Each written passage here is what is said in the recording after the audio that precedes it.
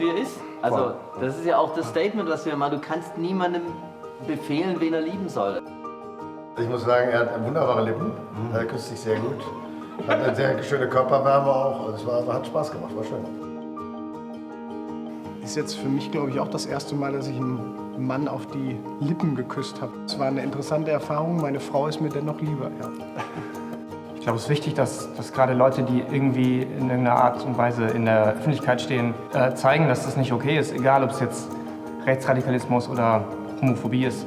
Klar, als Künstler hat man manchmal natürlich das Gefühl, man kann noch so viele schlaue Lieder machen und schlaue Sachen sagen und im Endeffekt gibt es immer wieder Hornochsen, die es nicht schnallen.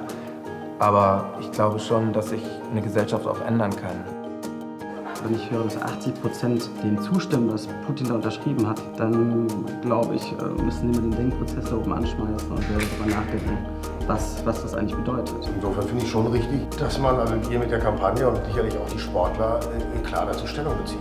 Das ist auch für die Menschen in Russland wichtig, dass sie das Gefühl haben, sie werden damit nicht allein gelassen. Dass die Leute, die in Russland dieses Problem haben, merken, dass sie nicht allein sind.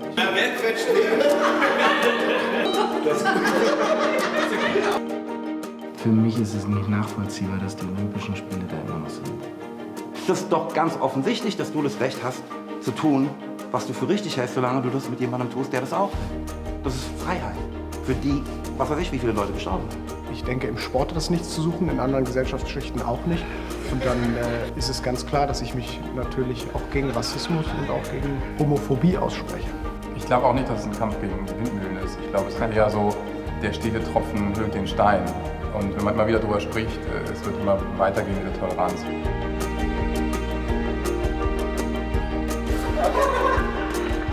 Man fürchtet ja längst, dass Dummheit und Ignoranz nicht aussterben. Und insofern ist es immer wieder gut, Dinge laut und deutlich zu sagen. Keiner ist wie der andere. Und deshalb soll bei mir, bei uns, jeder machen, was er will.